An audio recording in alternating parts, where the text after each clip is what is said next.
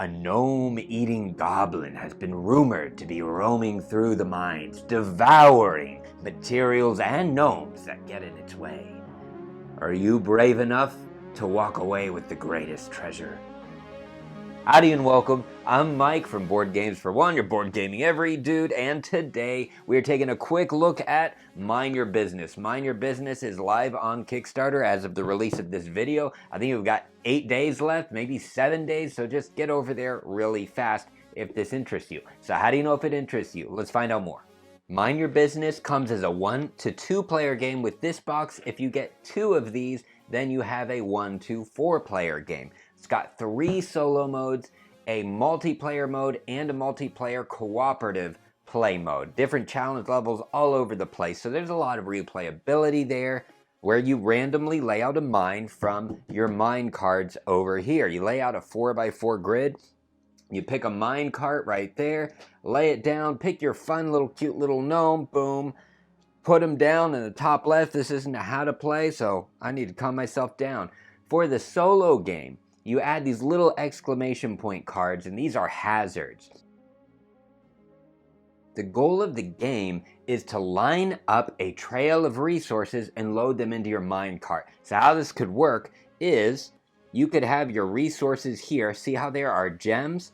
Well, you would want to get cards lined up so you have a trail of resources. Here we've got 2 cards, gems to gems. So we could take an action to load those into our cart. At the end of the game, the cards under your cart or the resources are your points. As far as how many turns do you have, your mine cart moves 1 space every turn. So you take up to 3 actions and then you move the mine cart. Up to 3 actions and you move the mine cart. Up to 3 actions, you move the mine cart. It moves all the way around the board till it comes back here, and then it exits the mine just when you get back to where you were going to start. You try to get a certain amount of points to gain a certain title. Does that make this a beat your own score? In a way, yes, but it's a sophisticated beat your own score, as you will see here with the 3 challenge level options. So, how do you take your turns?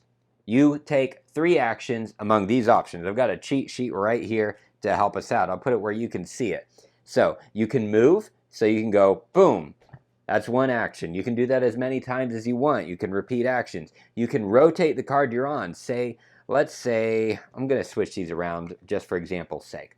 Let's say I had this set up here. I've got gold, and I want this gold to line up with this gold to end up getting like a resource chain all the way to the minecart. How I'm going to do that, I don't know. But for right now, I'm going to go ahead and move for 1 action, and then I'm going to rotate. Boom. Now these 2 are connected. Now I would just need to get some gold here to connect to the minecart. So this isn't a great setup, but you get the rotate action. You can also swap cards. So that's something I could do here. I could decide to swap for an action. I could go boom, swap my card for any connecting card. Awesome.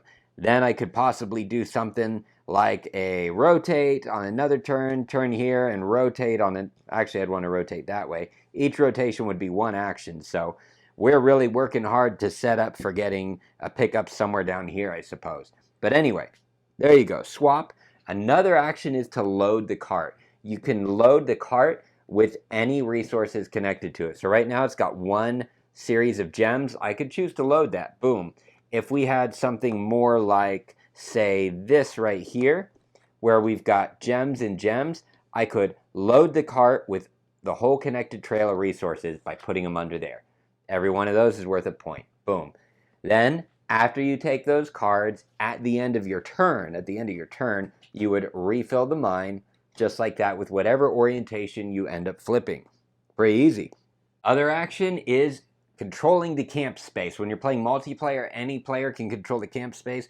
We're mainly concerned with solo, so you're the only one controlling it. You can take actions like rotate and swap with a camp space as if your gnome was on it. So I could swap a camp space, boom, that's an action. Or I could rotate a camp space, boom, that's an action. I could do that with any camp space on the board. And finally, in the more advanced solo play, sometimes cards will get flipped over like this. So you can take one of your actions to go on a card and flip one over. You can also flip over adjacent cards, boom. There you go. Adjacent would be any orthogonally placed card. After you take your 3 actions, you read any signs that are on the space that you left off on. So if I happen to be here where it says jump to camp corner, then after I take my 3 actions, I read the sign, follow the directions. So I can jump to any camp or I can jump to any corner space. If you're on a space with no sign, nothing happens, you skip that step. And next you would move the cart 1 space. You're going deeper in the mine. In the basic game, the basic solo game, that would end that whole turn, and you would start from the beginning. All right, let's do a sample turn. This isn't a great strategy, it's just a show. Let's say I'm going to move. That's 1 action. I am going to swap the campfire, boom, for another action. I am then going to load the minecart, and I only have 1 resource in there, so I load the minecart. I've taken 3 actions, awesome. And you can take up to 3. You don't have to take all 3. Then I'm going to read the sign, jump to a camp or a corner. I'm going to jump to this corner way down here. Don't know why. Well, actually, you know what? This one's smarter. I'm going to jump to that corner. Then I'm going to move the cart 1 space over. Boom. Now I refill the mine, and you just leave it with whatever orientation is there. Man, I got 2 camps on the board there. Then if we were playing the more advanced version, we would draw a goblin card. We're just doing a basic sample round. Awesome.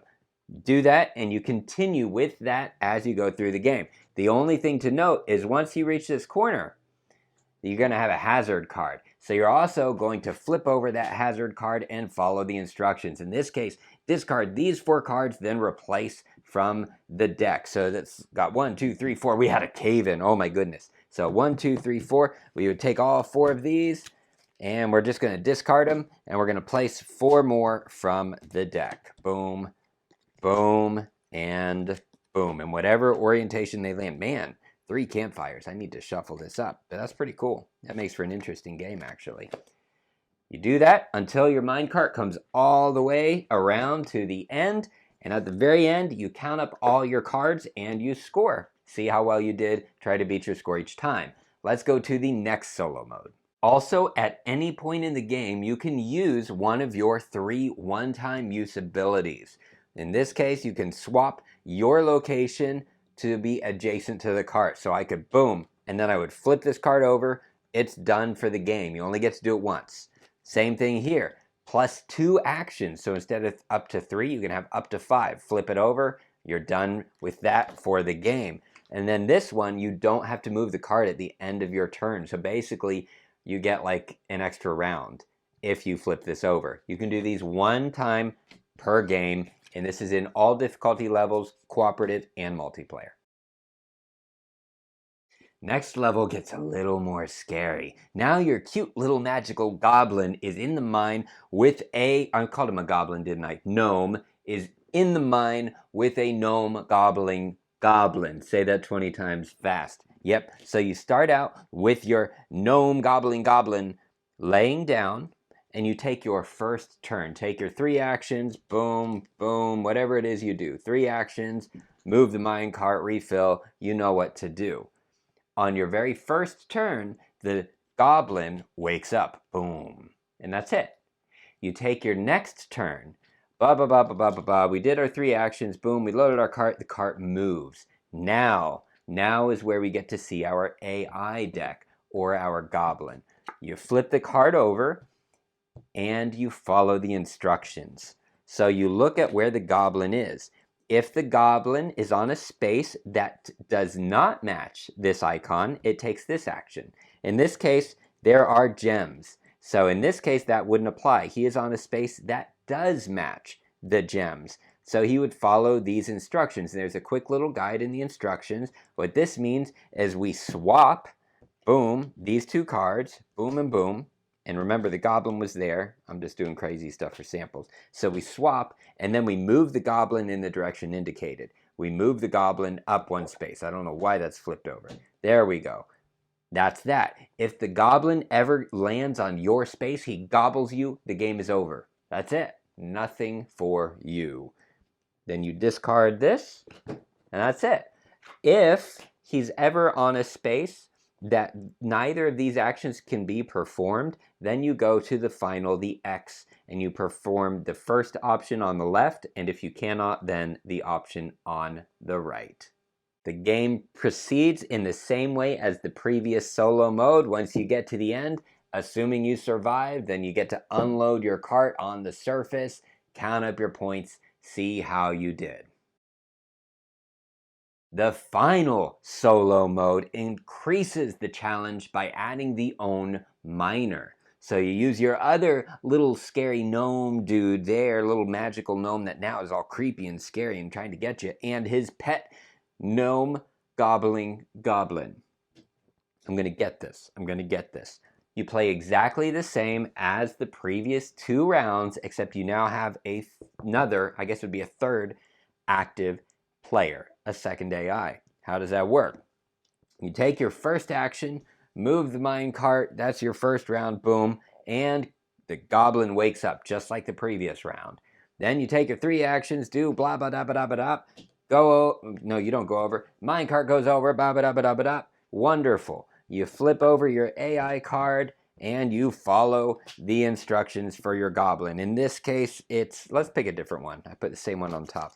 Let's do this one. All right. Am I on the space with gold? I am. So I would go with the middle column that matches gold. And what's he going to do? He's going to move to the right. He cannot do that. So we're going to have to do the X action, which means he moves up. He can do that. Boom. That's perfect because I wanted to show you. As soon as the goblin moves off the first space, your owner moves onto this space. Then you take another turn. Boom, blah, blah, blah, blah, blah, blah, blah, blah, danced around, we loaded things up, we did all kinds of fun, right? And we move the cart. Now, when it's the goblin's turn, we flip over that AI card. Only both of these characters now follow these instructions. If the goblin ever lands on your space, that's it, you're gobbled, you're out of the game.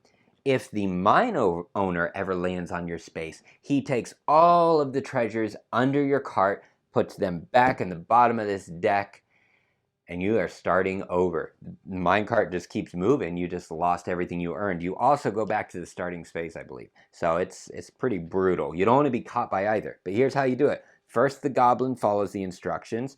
Let's see, am I on the space with gold? Yep. So I can I can flip over the longest chain.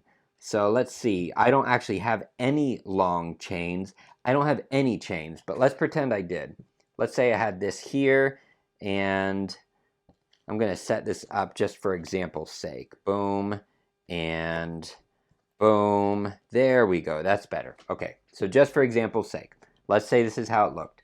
We've got a chain here of 2 gems, but we've got a chain here of gold, gold, gold, and gold. That's the longest chain, so that's what this icon means. So you flip all of those over. Boom. And that's bad because what that means is I can't collect from those until I flip them back over. That's where you use your flip over action, where I could be adjacent to or on the card and use one action to flip it back over. But in this case, we're just following the AI instructions. All right, so we did that, and he moves 1 space up. Fantastic. Now, Mr. Dude here has to also apply this card.